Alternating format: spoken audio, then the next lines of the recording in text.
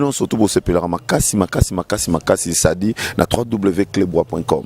Freddy Akime Lelo toujours en max. Pourquoi? Parce que Aza un peu malade. Aza malade tellement Nabil Aramisou mais na boya rande gola ta lunette yango naza boye. Et ya on aza na hôtel le Piccadilly eza na matongé sur couloir Madiankoko donc kotumo mke on a naye parce que na ba vacances nyon surtout ndebiso tout ebi ezarana festival mo babengango festival international des étoiles, ça dit oyo ya honorable nabiso Serge Kayembe. Donc bakatango na mukuse fiette lelo na yeto sola moi solango to ebana nous pourquoi ne voyez pas mais muto azali attaché de presse muto aza comme lobeli ya fiette na ban solo non surtout ezabongo Edi Diara donc on a bien mingi Edi plus voilà na ebike to solo bien merci na équipe Mobimba de la nation un bon tonton l'homme invisible tonton Banda Papi Gene Pichu Mangaya Chéri à qualité, Yvette Kalombo, Herman Ampoyo 5 Kitoko et pourquoi pas Susuna, Ndombasi Mayasi, Papi Kaba Kirikou boss de boss et Amédée Mackenzie, Paola Schengen avec Action. Kovo VVK à l'international, manager nanga Edi Akimbe, ndenge nazana Edi plus o nabinga bongo Edi Diara, Edi Akimbe, ndeni Kitoko. On attend pour Mikolo et Betamara, Bablo Rabasoda pour l'attendre. Déjà propre pour Nassar na Baraka Télévision par honorable Serge Kayembe Monia Vita 5 ans. Voilà. À ça répond honorable Serge Kayembe Monia Vita 5 ans. 5 ans, hein? Voilà. Et dire Sec Production, Fiat, Ezarelo, Moko. Consciente, na Fiat. Toi, on a Sec Production, Génération Consciente. Toi, on a Baraka Télévision, toi, on a Fiat, toi, on a 4 plans. Voilà. Et le Romoroté. Mais il y a un initiateur Moko, le général manager, mon invite à Serge Kayembe. Voilà. Ok. Département Ninyango, Iso Simba, tout département Ninyango en faillite. Nyo sur Simba. Simba. Nyo sur Simba. Et d'un côté, Sec Production, c'est bon. Oui, mingi mana élément ma Fiat. Yoko moki masunde bandelika boto bandika siko n'explique te Sec Production moni biso vie nenga kolise la biso na éducation donc so ngo mona ma Sec Production faut ka Gaëton Vandal ngaso ina ma Fiat na Baraka na expliquer donc menga mana ilma mingi Fiat voilà donc to ke na Baraka na ili Fiat. Ah voilà. Donc yo olobige non okolo bapé Baraka okolo bapé Fiat. Mais pour que Baraka ne vienne pas Baraka ya chaîne de télévision via sala lelo après ça ba j'ai une chance. Pourquoi ba biso ba Vandal ba Arletita ba samo ebele o ba lekana o bazalipe. Voilà. Ba samo ebele o baleka mais Fiat international nangana iba. Et ça marande nen. Des cortiquants on a. Fiat le sali 11 ans depuis mon coma Fiat. 11 ans. Depuis Fiat existera et ça les 9 ans. Depuis Oba édition ça dans 9 ans. Donc les autres on fêté 9e édition à Fiat.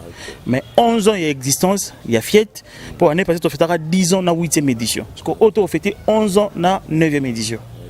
Mon coma festival international des étoiles et ça honorable Serge Kayembe moi di invita. Venanga bienvenue. Voilà.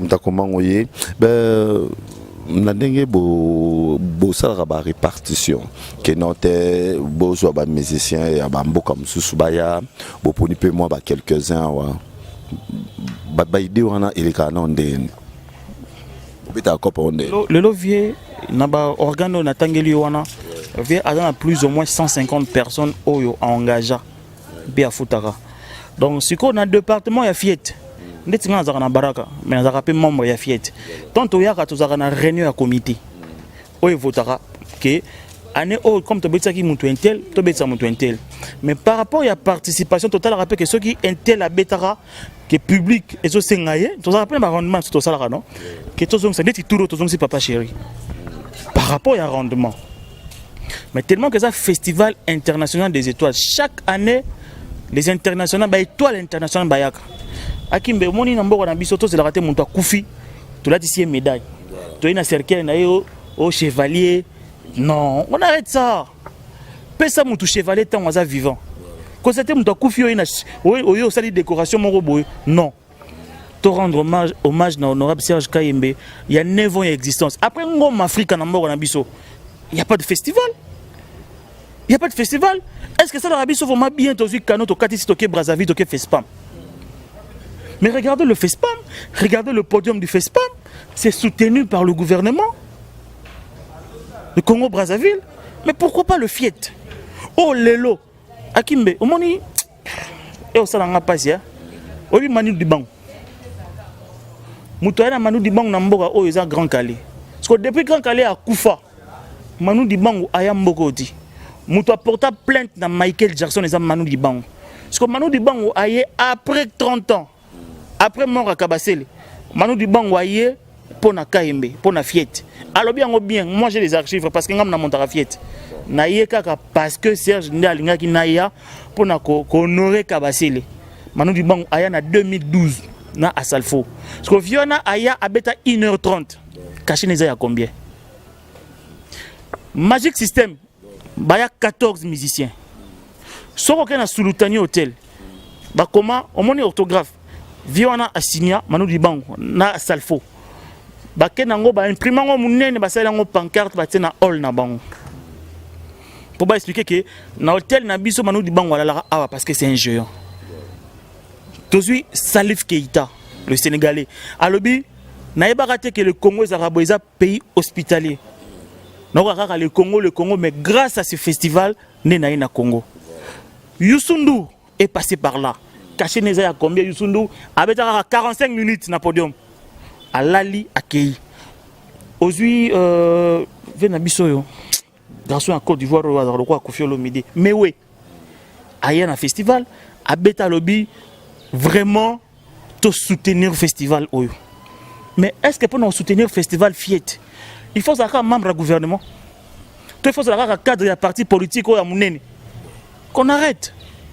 Festival Fiet, et ça le quoi à Kimbelelo, aux en a clé boa, au clé baoba na yo. Mais un jour à Kimbo la pété, mais tout le monde va retomber là pour promouvoir yango. Non Afrique Koufati. Mais festival est là. Seul festival où je peux sa valeur, c'est le Fiet. Festival moi ça mara awa festival so ki nini yo excusez-moi na ma bête ezaka association ya batu nini comme on est na bi comme on ngote ezaka association batu parce que yo nini zo ba festival so ki comme on est ki maranga peut-être yo koko rappeler nga mais o beta pe solonde voilà na pas importance o beta ngote yango ne ezaka association ya batu mais au moins garçon moko boye moni mo mbali mo ayaka awa asasa ba pano na Kishasa auta poto fala beta conseil rata na grand hôtel aye mais au moins nga benga ngo ba société de complexe. Il y a 50 000 logos. Et fan on a logo. Concert on est bêta tiers. Bateka billet. Mais pour festival, nous tout le monde a ils ont Serge Kayembe. Pourquoi? Comme on est Kayembe, comme on est roi Rembete. Ah mon amboka. Pourquoi? Et ministère Nabiso 9 éditions. N'attendez le bateau ba l'équité. N'attendez le bateau ba l'équité. Na bateau ba roya anéoyo. Mais c'est de l'argent. C'est de l'argent. Au moins, tu as une musique, tu as fait. Et tu as œuvre, papa Chéral, non, ça, c'est mes œuvres. Ça fait 9 éditions. Moi, je peux te prendre première édition, deuxième, troisième, quatrième. Tu as une édition, tu as dit, mais tu as une poche à Moko, Serge Kayembe. Si on a la question du logo, il y a un festival, il y a un néo. Et c'est le mawa. Mais ce qui moutouana, ayaki cadre ya parti moko boyo yebi ya songoro par la mboka oyo. Na éviter. Na éviter parce que moko yebi wana. Ce qui azaki cadre ya parti wana. Mais ndé le longo on a peut-être plus de 50 logos. Voilà. En tout cas, Adam Sluzolo, dernier fils de Dieu, Uyoki Maramu Oyalobi. Ce qui te l'a dit bien, vraiment donc Aïbou Loubin. Aza m'a porté parole à bien, a vu qu'on défendre boss nae, a vu tout. Et Didier, on a toutes nos questions mon coin. L'air aux anakati et pembeni, il y a honorable Serge Kayembe, le bamboula mounae.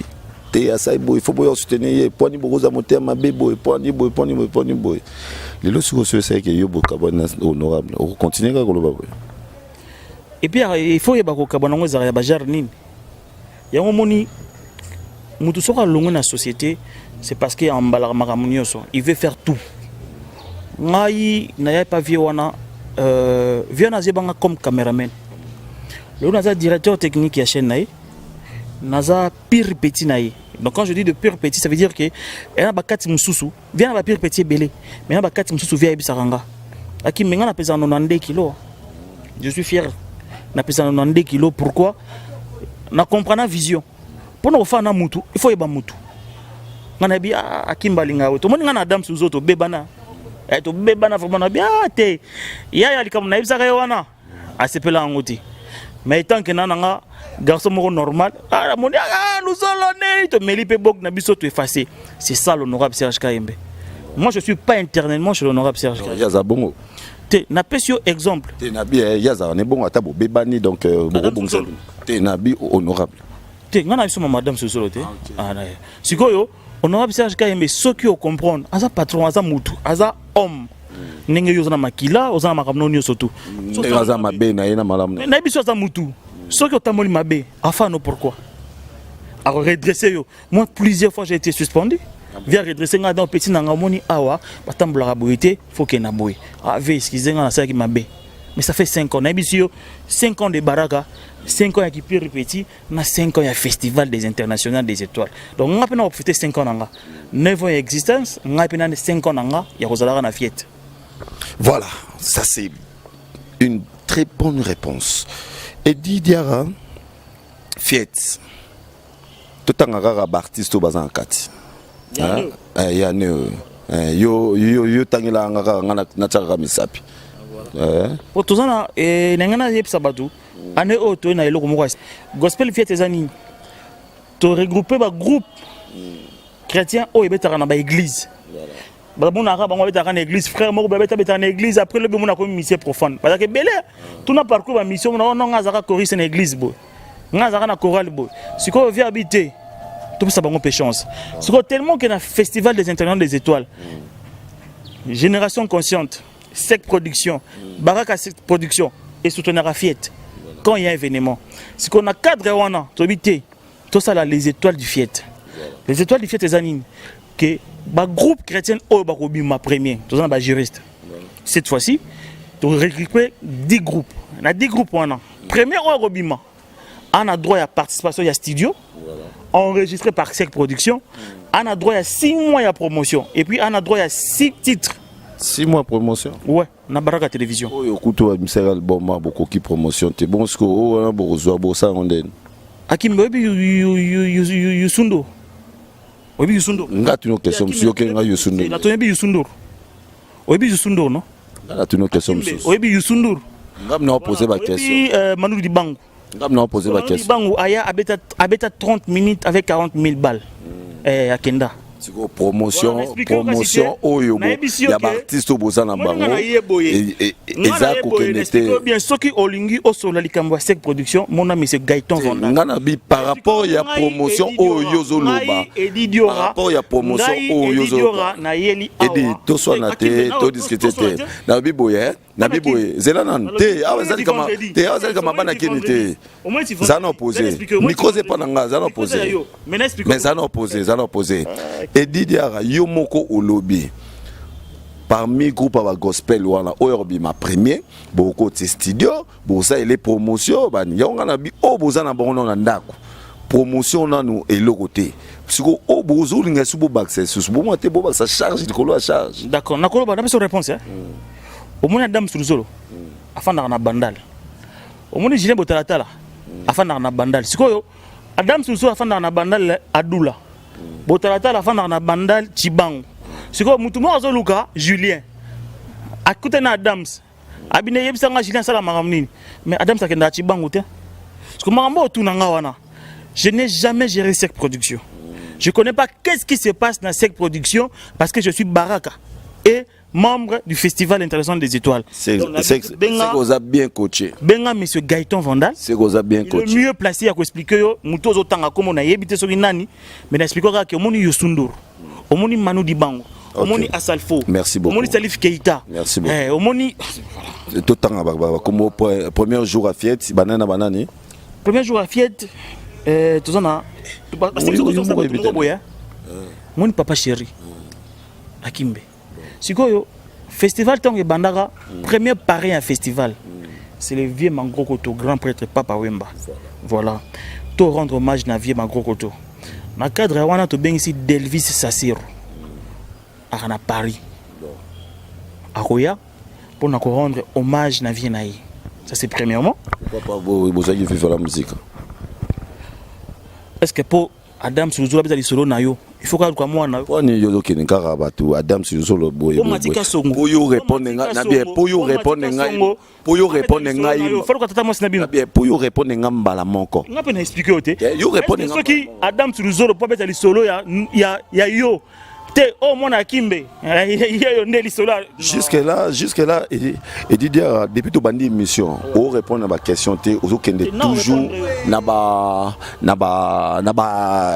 exemple nga ça besoin exemple te na bino otanga na liste à premier jour okeninga ba côté mususu na tuni oboye okeninga ba côté mususu nga na tuni yo ba artiste nini oyo bo retenir déjà na kati ya Fiet rien n'est trop tard.